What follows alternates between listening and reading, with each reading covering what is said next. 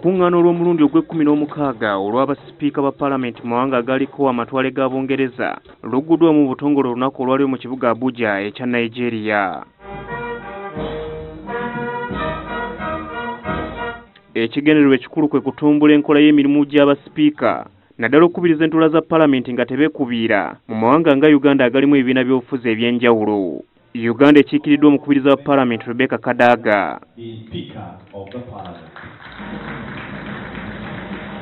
Bw'abadde aggulawo olukungaana luno akola nga pulezidenti wa Nigeria Yemi Osinbajo basipiika bategeeza ng'omulimu gwa Palamenti omukulu bwe guli mu kubaga amateeka agalwanyisa enguzi n'okuggya abantu mu bwavu so si buli budde kukontana na gavumenti. The responsibility that privilege and power place upon us is to do our utmost to change the current bleak narratives and projections for our nations and our continent and the world.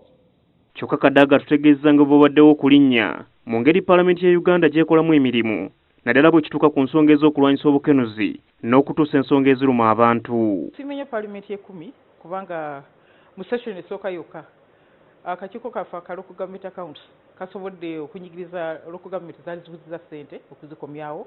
Akakiiko kaffe akakosase n'akasobodde okunyigiriza UNRA ne kampani ezikola enguudo ezaali zitule ssente zaffe nga baziteese ku akawunti zaabwe ezo ne zikomezebwawo. Era ono era ategeeza ng'ababaka mu Palamenti y'e10 bwe balwanya ennyo okuleeta ebiteeso bwogerageranye ne Palamenti y'omwenda.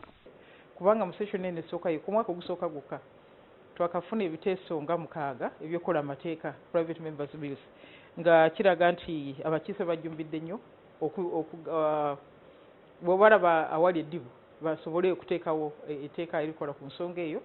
So mbasiimye nnyo kubanga emyaka egiyise nga myaka 5 wabeerawo amateeka nga 5 gokka kumpi buli session ebeerako etteeka limu.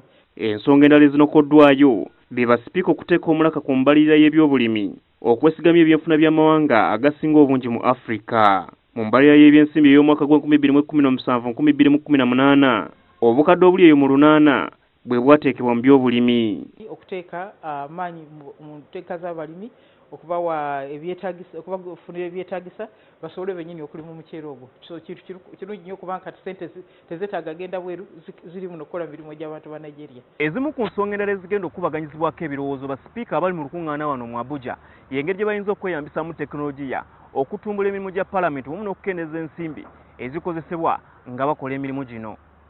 Habad Ziwa, NTV ya Kawungezi, Abuja, Nigeria.